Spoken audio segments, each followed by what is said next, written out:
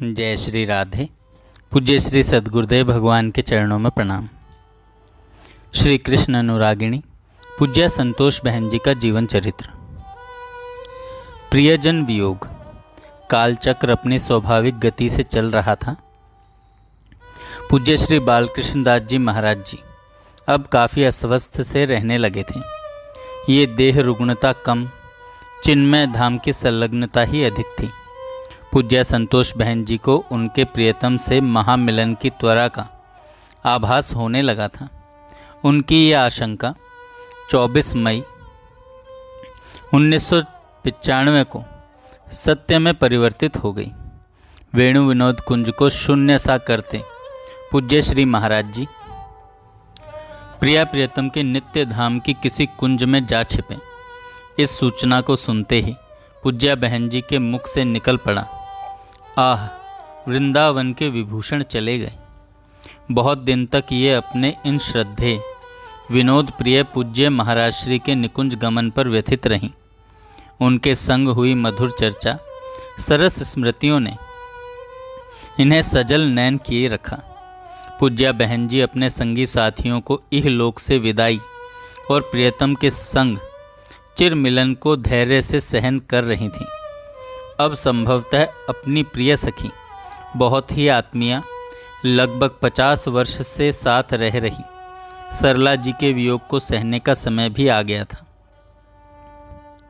सन 1996 की जन्माष्टमी से ही सरला जी काफ़ी अस्वस्थ रहने लगी थीं। उनकी बीमारी डॉक्टरों की समझ में नहीं आ रही थी। देखने में स्वस्थ सी लगती थीं, पर उनसे उठा नहीं जाता था। पूज्या बहन जी को कुछ कुछ एहसास होने लगा था, शायद अपनी लाडली सरला के संग यह लोक का सानिध्य समय पूर्ण हो चुका है। वैसे तो अपनी इन दृष्टिहीन लाडली सखी की वे पिछले 50 वर्षों से ही ममत्व भरी देखभाल करती आ रही थीं, पर रुग्णता की 10 माह की अवधि में तो उनकी तन मन प्राण पगी सेवा जगत के लिए एक वे उत्कृष्ट आदर्श थी। वे उनकी हर छोटी से छोटी आवश्यकता का ध्यान रखती। उचित से उचित दवाई का तो प्रबंध किया ही, समयोचित खाने का, वस्त्रों का व स्वच्छता का भी पूर्ण ध्यान रखा।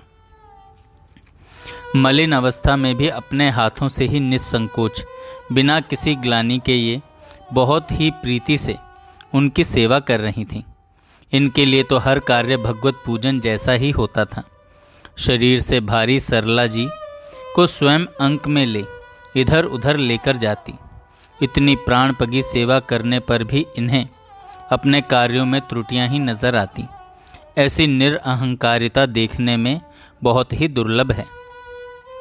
1 अप्रैल 1997 को 10 महीने की रुग्ण अवस्था की लंबी अवधि के पश्चात सरला जी भी नित्य धाम पधार गईं। पूज्य संतोष बहन जी की उस शोक संतप्त अवस्था की समीक्षा कर पाना हम जैसे नगण्य जीवों के लिए संभव नहीं है। वे प्रकट में दुखी दिखती, पर वास्तव में दुख रहित थीं।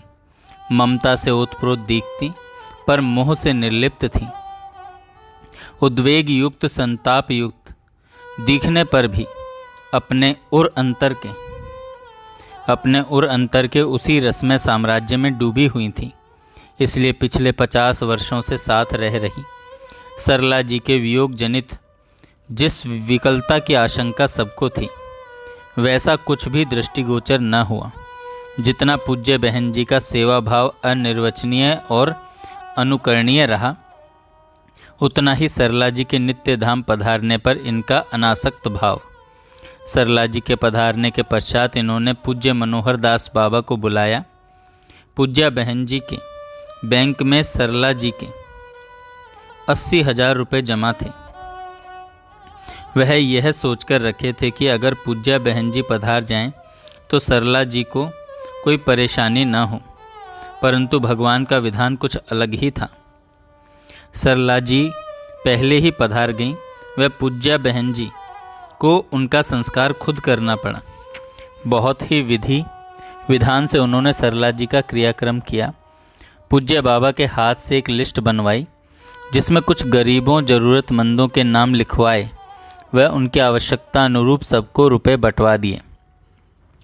एक ही दिन में उन 80,000 रुपयों को इस तरह साधु सेवा में वितरित करवा दिया। सरला जी के वस्त्र विशेष भी बांट दिए। अपने लिए एक तो प्रसादी रूप में वस्त्र रखे और जब तक वह फट नहीं गए उन्हें ही बड़ी श्रद्धा से धारण किए रहती। सरला जी के जाने के बाद इनकी दिनचर्या में अंतर आ जाना स्वाभाविक ही था, पर कुछ विशेष अंतर आया नहीं। मात्र इतना हुआ कि अब वे विभिन्न ग्रंथावलोकन में और भी मग्न रहने लगी। सबके बहुत आग्रह करने पर भी ये किसी और व्यक्ति को अपने साथ रखने को सहमत नहीं हुई। ब्रज 84 यात्रा नियम निषेध। वैष्णव समाज की मुकुट श्रोमणी पूज्य संत बहन जी सभी भक्तजनों की श्रद्धा थी, सभी साधकों की प्रणम्या थी, सभी इन्हें प्रणाम करते थे। अपरिपक्व साधकों की तो ममतामयी पथ प्रदर्शिका ही थी।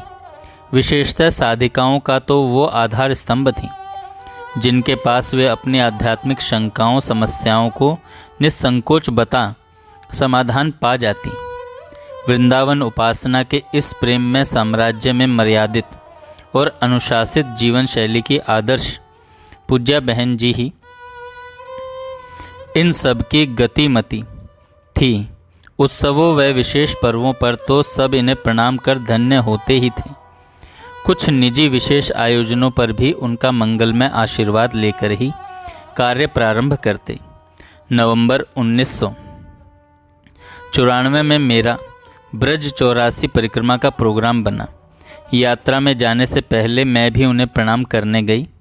उस दिन पूज्या बहन जी के आशीर्वाद के साथ साथ यात्रा के नियम और निषेधों की बहुत ही लाभप्रद जानकारी मिली। उनके ये वचन मुझे पूरी यात्रा के समय सरस उमंग से भरते रहे। यात्रा के नियमों को समझाती पूज्या बहन जी बोली, मुनिया ब्रज 84 की यात्रा का सौभाग्य बहुत ही मुश्किल से मिलता है। ऐसा संयोग अगर मिल रहा है तो निश्चय ही भाग्यवान है तू, निश्चय ही भाग्यवान है तू। देख, यात्रा में हमेशा ध्वजा के पीछे ही चलना। ध्वजा पर कपिराज हनुमान जी बैठे सब विघ्नों को, यातनाओं को दूर करते जाते हैं और यात्रा सुगम हो जाती है। उन्हें पार कर उनके आगे आगे चलने पर तुम उस रक्षा कवच की परिधि से बाहर हो जाते हो।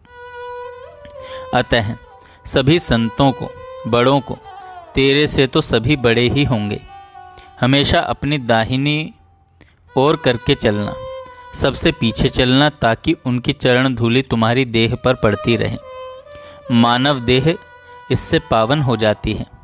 वैसे ब्रज 84 की इस यात्रा में तुम्हारे साथ सिर्फ देहधारी ही नहीं चलते, बहुत से संत सूक्ष्म शरीर से अलौकिक देह में संग संग चलते हैं।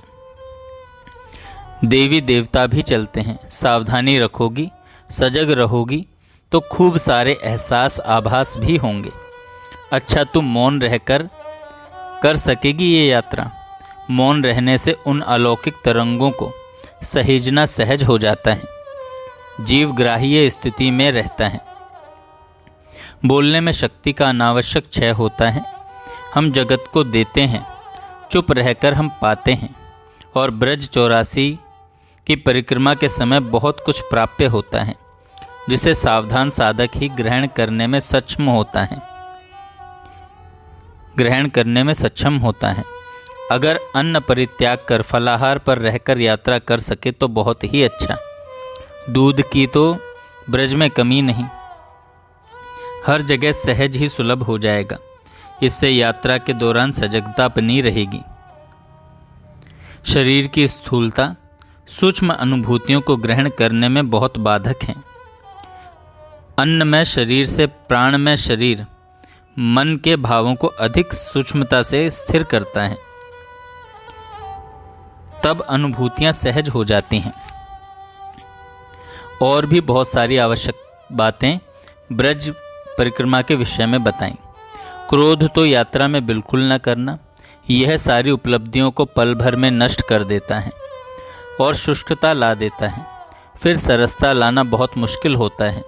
जितनी भी असुविधाएं हों उन्हें खुद झेलकर सह यात्रियों को सदैव सुख पहुंचाने की कोशिश करना असमर्थ यात्रियों की ज़रूरतों पर उनकी सेवा से कभी पीछे न हटना, हर स्थली पर थोड़ी देर बैठ वहाँ हुई लीला क्रीड़ा का चिंतन करना, उस स्थली पर बैठ उसी लीला का चिंतन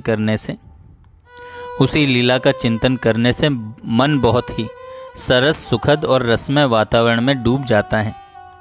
यात्रा का इतना कष्ट सहने का लाभ तो तभी है, वरना तो शरीर को व्यर्थ ही थकाना मात्र है। इतना कह ढेरों आशीर्वाद देते हुए एक शिष्य मुझे पकड़ाते हुए बोली, हर स्थली पर याद से मेरा भी प्रणाम करना, वहाँ की रज इकट्ठी करके लाना और इस शीशी में हर कुंड पर आचमन करने के बाद वहाँ का जल इकट्ठा करके लाना। आचमन करने के समय मेरा भी तीर्थों को प्रणाम करना न भूलना। आहा, ममता मई के इन सावधानी भरे वचनों ने निश्चय ही यात्रा आरंभ होने से पहले ही यात्रा के फल स्वरूप होने वाली सरस वृष्टि में मुझे भिगो दिया। यात्रा की निर्विघ्नता तो सुनिश्चित ही थी। ब्रज की सभी स्थलियाँ लंबी अवधि तक मेरे चिंतन में बनी रहीं। आज भी वे स्मृतियाँ मुझ में उतनी ही पुलकन भर जाती हैं। जय श्री राधे। जय श्री राधे। पूज्य श्री सद्गुरुदेव भगवान के चरणों में प्रणाम। श्री कृष्ण अनुरागिणी पूज्य संतोष बहन जी का जीवन चरित्र। प्रियजन वियोग। कालचक्र अपनी स्वाभाविक गति से चल रहा था। पूज्य श्री बालकृष्ण दास जी महाराज जी अब काफ़ी अस्वस्थ से रहने लगे थे। ये देह रुग्णता कम, चिन्मय धाम की